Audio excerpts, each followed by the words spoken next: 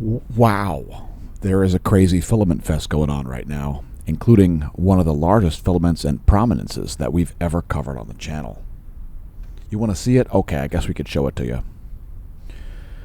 So, here's a 24-hour video from the Solar Dynamics Observatory showing the southern hemisphere. And you might see a bunch of ropey filament-like features. Those are plasma filaments suspended by solar magnetic fields, defying gravity, and many of them pointing right at the Earth. So, for example,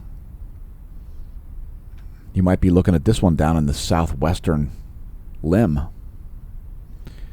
Filaments on both sides of our Earth scale there.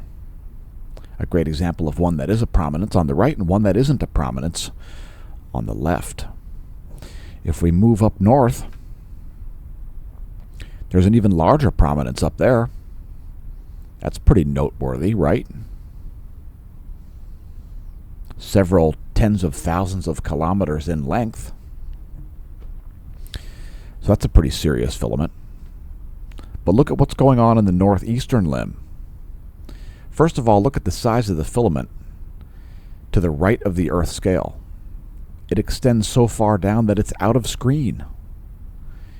And it looks like it continues up over the solar limb, where it perhaps even becomes a prominence up there, overlapping the northeastern limb.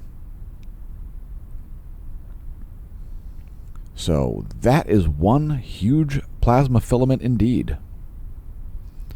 And these wavelengths give great depth. It's 304 plus 193 angstroms, by the way. That's ionized helium and ionized iron. So those are some serious plasma filaments, folks. And that is the story of the day. Expect coronal mass ejections in the next 24 hours. There's a 99.999% chance of significant ones.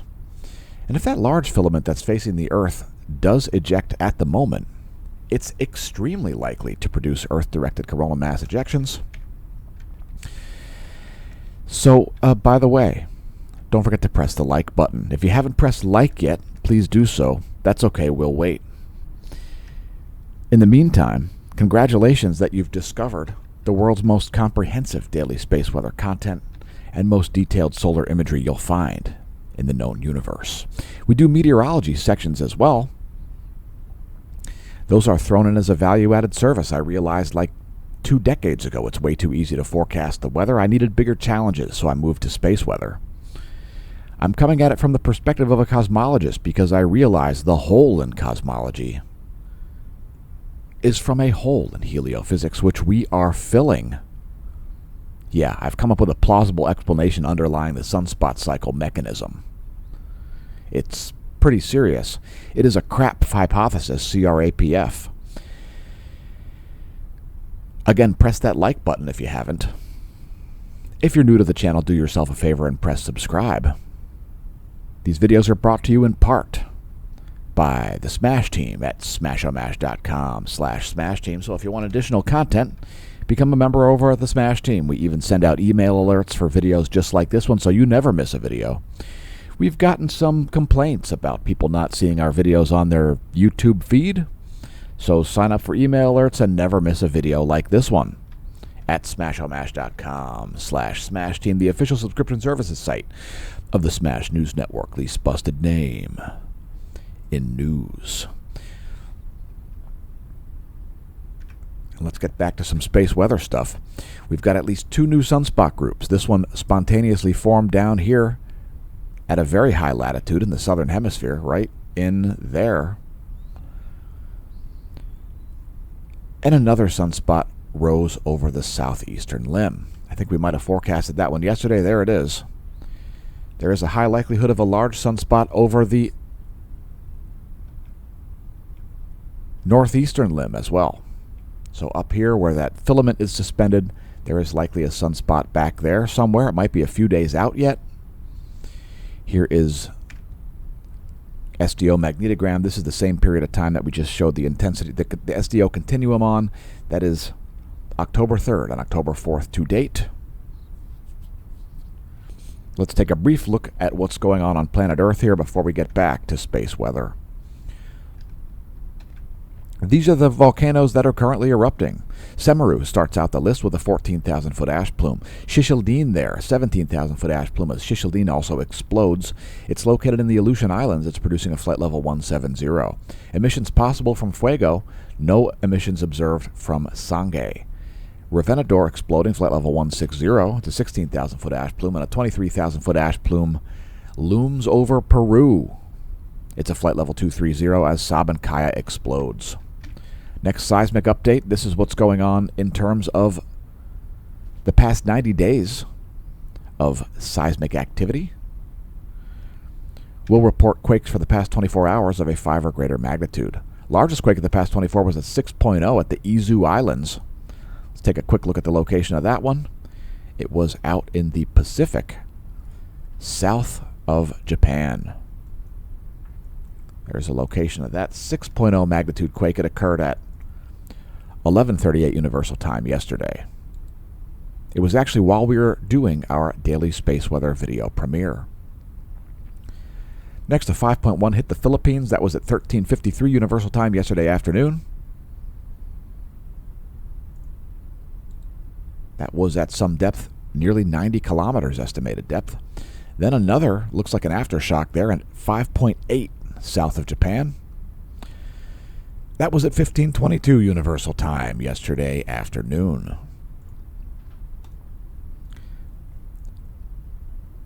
Then near Tonga, north of New Zealand there was a 5.1 at 19:04 yesterday evening. And then a 5.3 back there south of Japan, near those Izu Island quakes.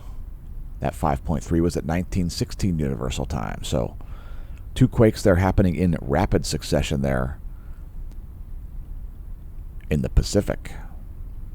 Then another aftershock there, a 5.2 at 2032 Universal Time.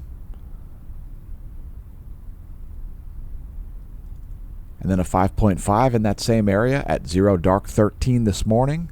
And then a 5.6 in that same area at 2:19 this morning, about an hour later.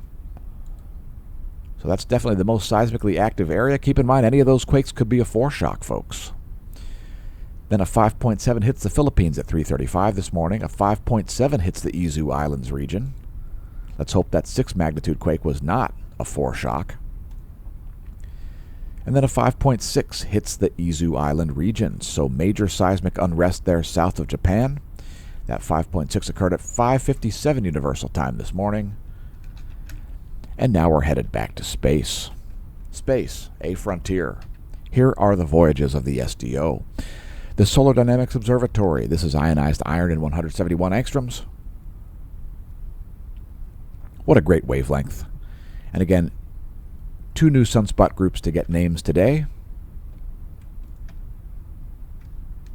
And before we get to coronal holes, let's talk about things like the radio flux. 10.7 centimeter radio flux has now dipped once again to 154, but it's going to be coming up again. So expect an increase in the radio flux for tomorrow. Here's the radio flux represented by this black line for the past year. That is 154 solar flux units for the 10.7 centimeter radio flux. Space Weather Enthusiast dashboard here, not forecasting any geomagnetic storm conditions. Some possible minor geomagnetic unrest late in the day tomorrow. Not sure what that's from. Maybe a coronal hole high-speed stream. However, we are expecting a possible coronal mass ejection impact late tonight or early tomorrow. So that was one not forecasted. Not sure why everybody missed that one, but there is a possibility of a minor CME impact late tonight on October 4th into early tomorrow, Thursday, October 5th. Next, Earth's magnetic moment from space for the past 4 hours, and it is geomagnetically calm here. This depicts magnetohydrodynamic pressure out to about 12 Earth diameters. It's our Geospace Magnetosphere movie. It is based on a space weather modeling framework. Again, that is the last 4 hours of Earth's magnetic moment from space, courtesy of University of Michigan Geospace Model V 2.0. Here's Earth's magnetic moment from the ground. our ground magnetic perturbations map. This depicts magnetic flux density, rather, at the ground level. That is nanotesla magnetic flux density. It depicts changes to Earth's B field. The B field being the field that goes through the magnet. These are the undulations of Earth's ground magnetic perturbation map. Again, it is the last 4 hours, and things, again, are geomagnetically calm. Some aurora there likely visible in some spots. KP 2.67 is the current planetary K-index, an average of global geomagnetism. Again, geomagnetically calm. And we may see some minor geomagnetic storms if we do see the coronal mass ejection impact that I guess only we forecasted. Next, our real-time solar wind data. Current conditions are quite nominal here. Solar wind speed is kind of slow at 374 kilometers per second. Solar wind density is kind of diffuse at only about 4.25 protons per cubic centimeter. The rest of that is pretty unremarkable. GOES magnetometers here are fairly smooth for the past 3 days. Those are the GOES geosynchronous near equatorial 16 and GOES 18 magnetometer measurements. And next, our top view ecliptic plane field plot. This is also looking pretty smoothly here. Earth is in a south pole current sheet. No sudden changes coming to that, according to this map. South pole current sheet depicted here in red. North pole current sheets are shown in green. Here's our line of sight field plot. We showed you the Earth's B field perturbations. Here's the sun's B field depicted in those blue lines there. That's the field that goes through the magnet of the sun. Our line of sight field plot also depicts the photosphere magnetism. That's the gray Gong 2 data there, the magnetism of the photosphere, the sun's surface. And then you've got the polar fields in green for north and red for south. Again, the real story is filaments at the moment. But let's talk coronal holes, as we do have south pole coronal holes now rotating in. No surprise there, perhaps, as Earth is lying in a south pole current sheet. And some YouTube channels talking about the sun shutting down are just lying, or they're just clueless. Anyway, there's yesterday plus today in the SDO optimal wavelength to show coronal holes at 211 angstroms. One of the many species of ionized iron covered by the SDO. That is iron star. Anyway, these are south pole oriented coronal holes. North pole one's rotating out here in the western limb. It's sunspot time. And the sunspot number is currently right near the average here at about 162, as reported by the Royal Observatory Belgium. 162 is the sunspot number approximately at the moment, and you can expect that to rise by at least 12. So it'll probably be more like 180 going into tomorrow. Sunspot number likely to increase in the next 24 hours. Here's our flare monitor and flare scoreboard. And we do have some likely large solar flare players once again here. Most likely spot to see a large flare is this group right here. 3451 and 3452. We also are seeing some activity right now around 3453. So let's take a look here at a great 24-hour video of the SDO continuum. You'll see this new beta gamma class sunspot group forming down here in the southern hemisphere, as well as one rising over here in the southeast.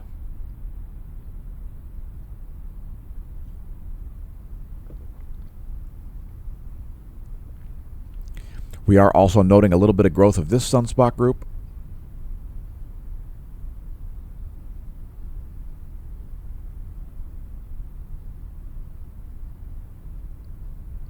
There is a sunspot group that formed up here and then rapidly evaporated. That one might not get named because it formed and went away so quickly.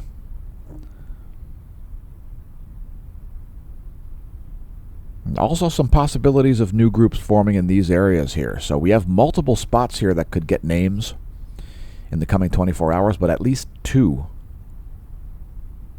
very likely to get names. Again, sunspot number should be approaching, it'll probably be 180 plus actually going into tomorrow.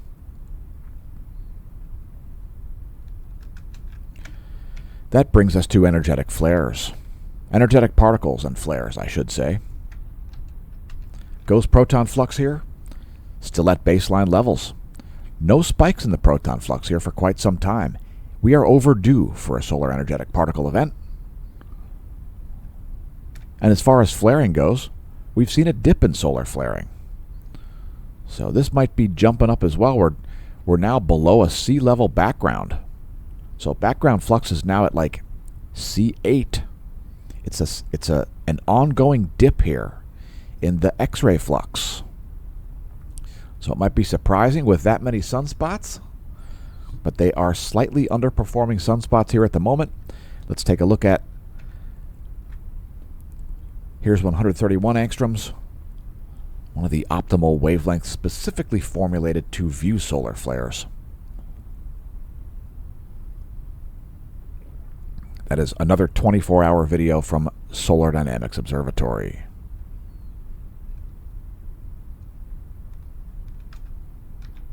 Next, let's chill and take a look at a star chart.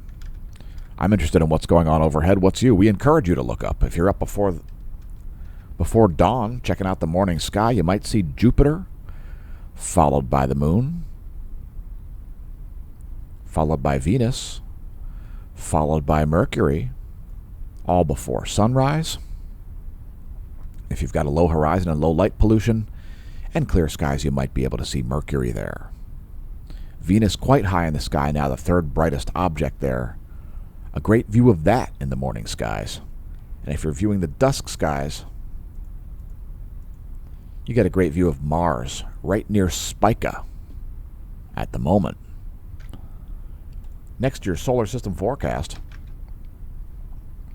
I guess it counts as space weather. This is marginally space weather. I mean, space weather is mainly what's going on from the surface of the sun down to planet Earth. But some of you astrologers might consider this space weather, so here's your 1 week forecast for the solar system. So that's where things are today on October 4th. Here's where things will be on October 11th. We will have a crescent waning moon by that point. And let's talk about Rigel. Rigel is a massive, very hot blue star, believed to be about 18 to 24 times the mass of the sun. And one of the brighter stars in the constellation of Orion. If you want to read about that, there's a great article, of course, on Wiki about it. And the reason I'm talking about Rigel, it's located about 900 light years away from Earth, by the way. It is a binary star consisting of a much smaller, dimmer companion. The reason I bring it up is because today's astronomy photo of the day is the Witch Head Nebula. And we'll scroll over there. There is Rigel, which is partially eroding as well as illuminating this nebulous cloud. Rigel's emissions are affecting that dust. So I'm not seeing a witch head here. I don't know. Maybe I'm missing something.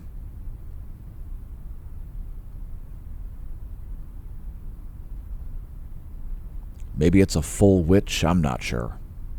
But that's the astronomy photo of the day at apod.nasa.gov. IC 2118, the Witch Head Nebula. Let's take another run at that.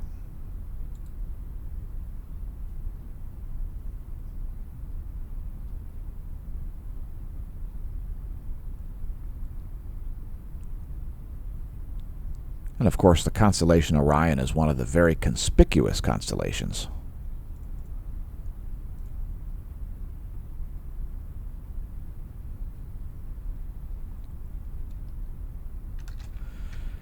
And let's move on to coronal mass ejections. We've had some.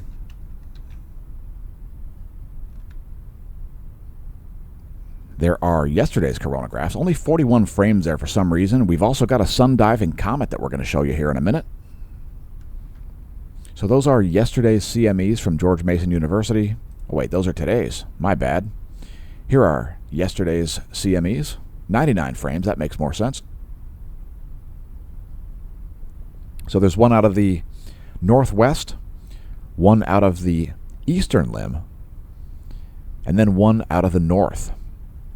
None of those appear to have any earthly directed components. We'll show you a breakdown of those, and you can see that comet breaking into frame right here at the end of that. Right in there, right there.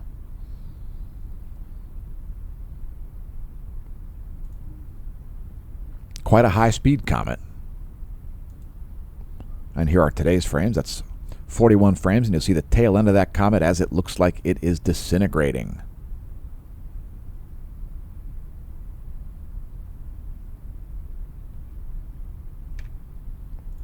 So here's C3 as well as C2. Again, none of these CMEs appear to have any earthly directed components. We'll briefly rock these back for you here.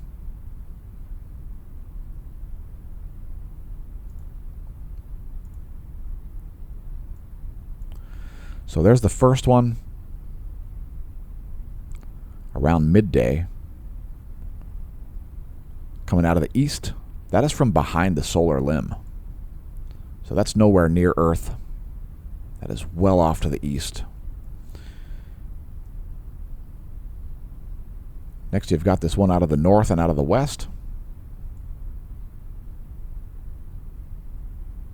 Also not earthly directed.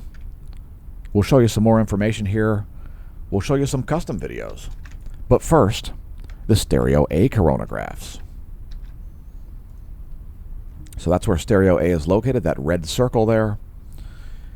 As it orbits a little bit faster than Earth and slowly gets to greater and greater angular distances. There's what's going on from stereo A's perspective.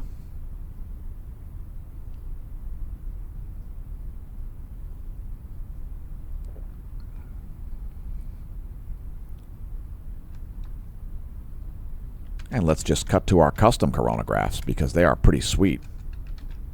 There's a 24-hour video, a great depiction of that comet.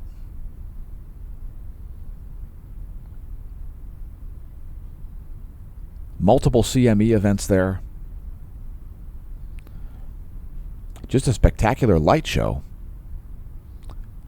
None of that headed in Earth's direction. Here's a little closer view.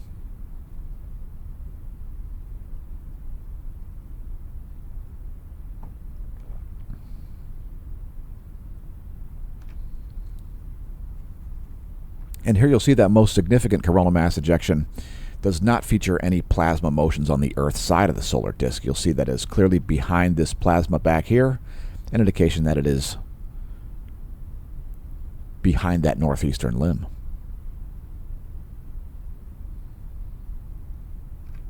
Here's just 193 angstroms by itself, and once again, look at the filaments. That brings us to our next feature, filaments, which are the real story of the day here.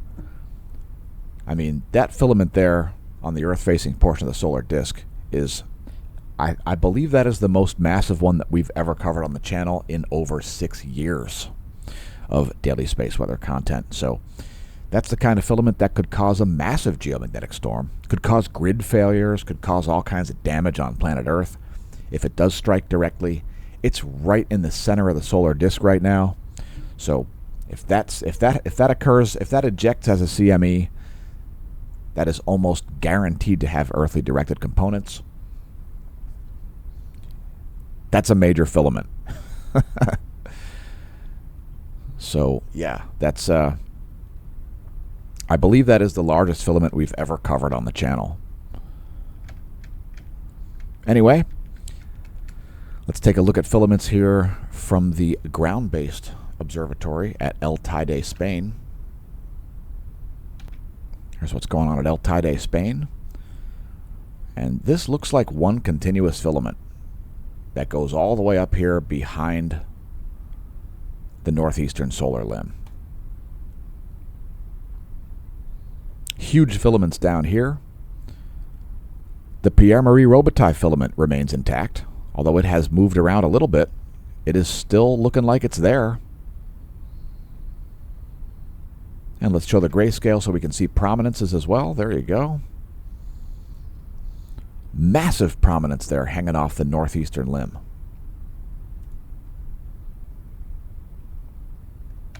So that's the deal. If you want to name filaments after living folks, do it over on Twitter. If you've unplugged entirely from social media, we don't blame you at all because the censorship is truly pathetic. Freedom of speech absolutely means freedom of reach. Is your business being destroyed by censorship on the internet? We want to know in the comments. Freedom of speech absolutely means freedom of reach, Elon. And limiting people's speech on social media is censorship, not free speech advocacy, thanks to our new followers over there on Twitter and our subscribers on YouTube. So here are the past like 2.5 hours. There is a CME happening up here behind the northwestern limb, it looks like. Some of that material looks like it's headed back down toward the corona. But look at the filament in that northeastern limb. That is berserk. And part of that appears to be part of this massive filament. So that is officially the largest filament that we've covered on the channel. Let's zoom out to show time and date stamps there. Yowzers. Dag. And holy cripes of a Jeebus Gond. Oh my God. Let's get the bonus features. First bonus feature is satellite charging hazards. Here at the Satellites Community Dashboard, we see some low-energy electrons here building up on the surface of satellites around the Eastern Pacific. Those are not likely to cause any major communications errors, but again, some minor surface charging hazards there. The GOES electron flux here has cratered. Maybe we are about to see a coronal hole high-speed stream impact. If so, that might be the first indicator of it, as it looks like one either missed entirely or is showing up late at the moment. GOES electron flux here at kind of low levels. There is the 1-year chart. I think that needs to be updated. I believe the update will show that a little bit lower than what it shows there on that 1-year chart. Here's the forecast. And NOAA is forecasting flat levels. I would expect to see a dip, especially if we do see the coronal mass ejection that we've forecasted. NOAA's forecasts are the green boxes. The observations are the yellow diamonds.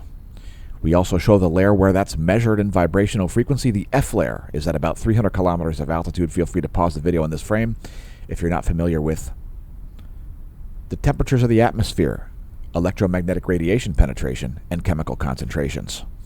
Here is the vibrational frequency courtesy of Australian Government Bureau of Meteorology. It's in megahertz, millions of vibrations per second. We used to measure computer speeds with megahertz. Now we measure them in billions of vibrations per second.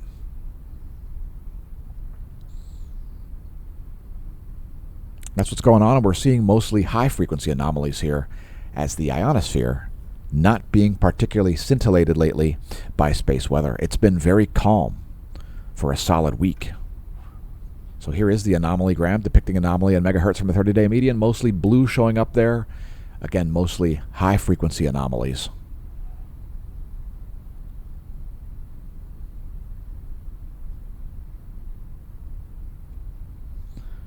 And let's bring up the latest image.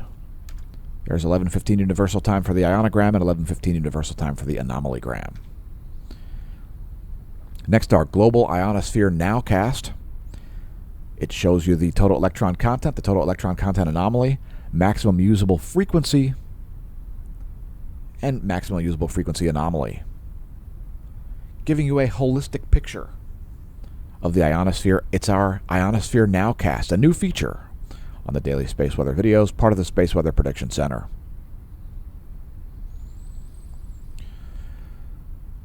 So that's what's going on. That's our intro to the total electron content. We're going to show the total electron content forecast by itself. It's literally a count of electrons to about 12,500 miles of altitude. These are the most likely places to see errors in your GPS.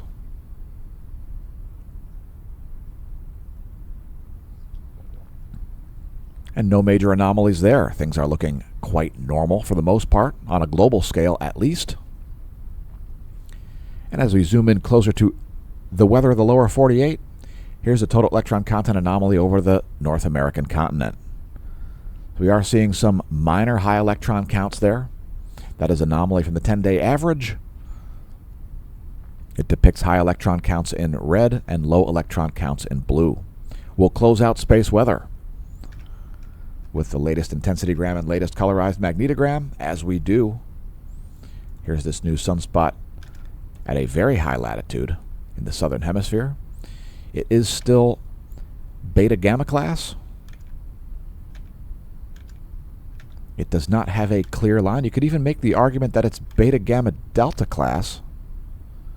I'll say it's beta gamma class. And here's this new sunspot.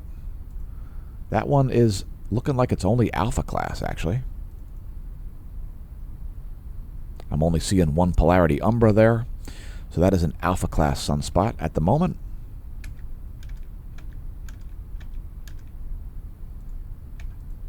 Here's the full disk view.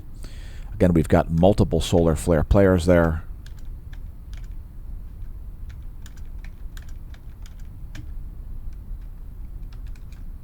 And before we move to meteorology, take a moment to visit the links below the video. If you enjoy the content, please click our links, like smashomash.com, the official homepage of the Smash News Network, least busted name in news.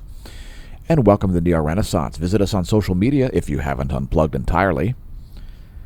And don't forget to check out our links. You can find links to the merch shop on there.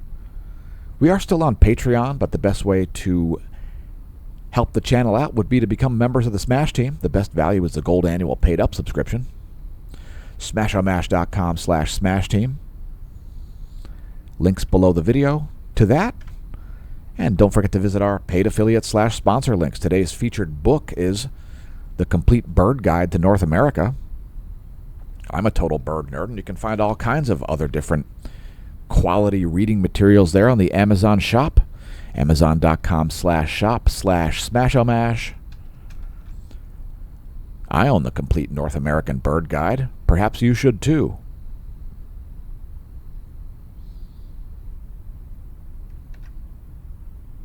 Another paid affiliate/sponsor would be the Hemp Lucid Shop. Get your CBDs, your mushroom gummies, your stress, immune, and sleep stacks on which you can save $15 or even more by picking up the full stack package. Links below the video to the Hemp Lucid Shop in the description. All kinds of links in the description, so get involved with the channel. We do a bit more than produce a daily space weather content.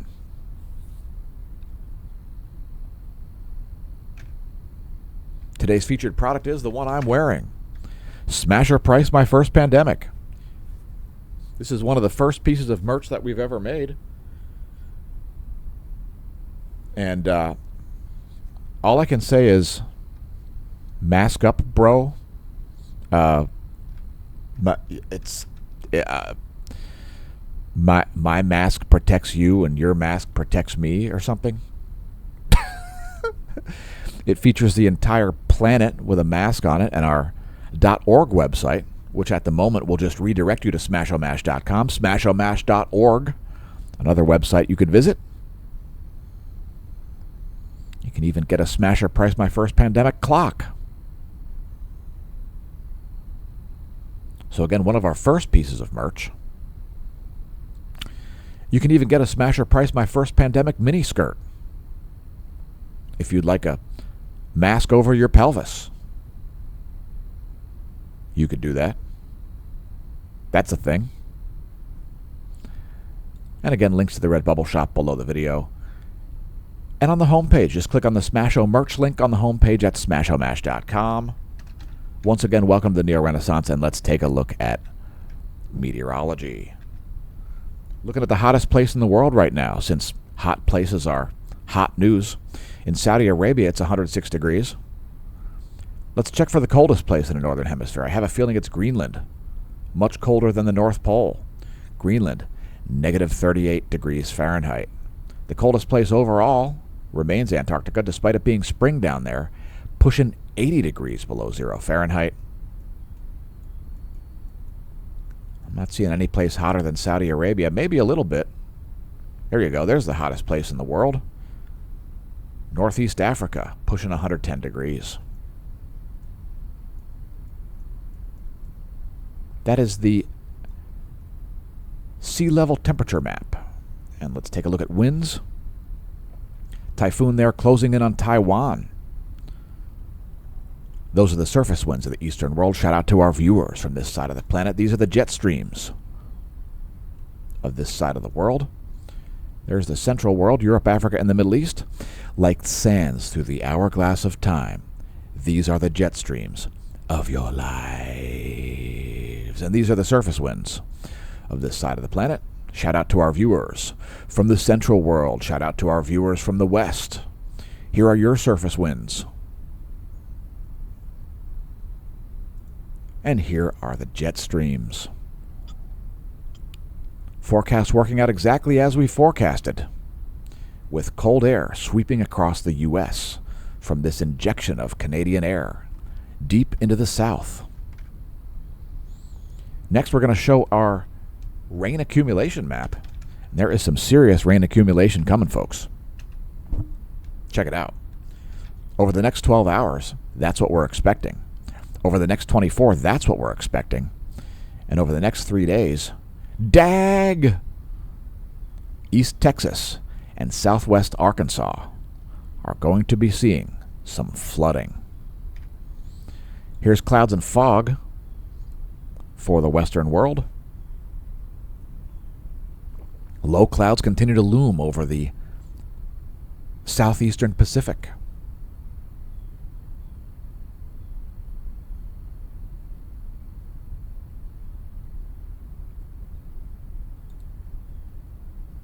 And clouds are on their way here, just starting to cross the Mississippi Valley as that cold air making its way toward Iowa.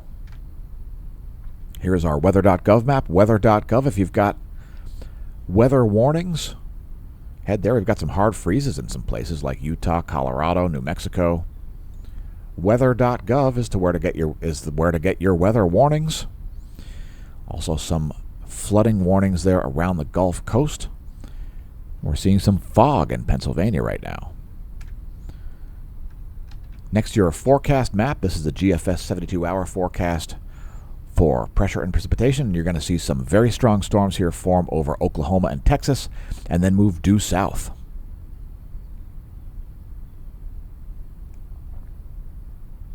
Again, 72-hour GFS pressure and precipitation forecast.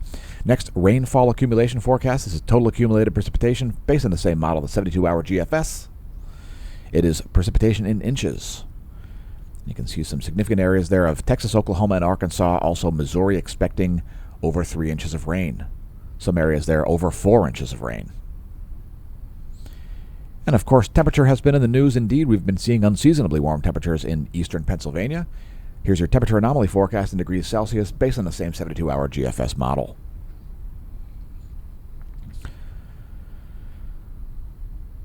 That cold air is going to linger over the center of the country, it looks like.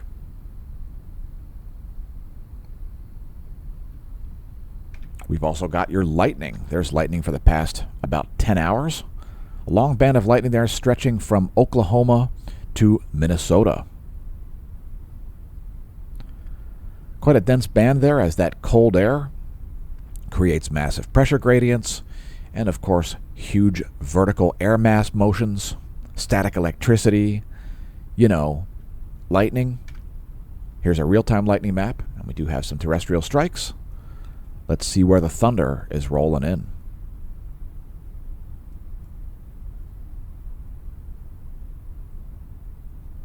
So they're around Tulsa. Centered around Tulsa is a series of fairly concentrated thunderstorms. Next time you hear thunder, check it out, lightningmaps.org. I highly recommend that website. We'll close out this video with U.S. Doppler radar for the lower 48.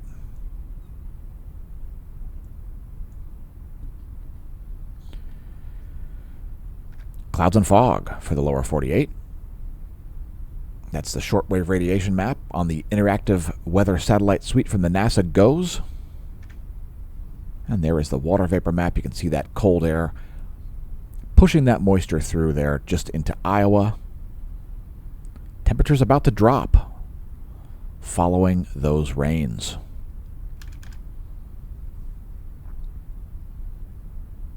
Skies will clear and get colder.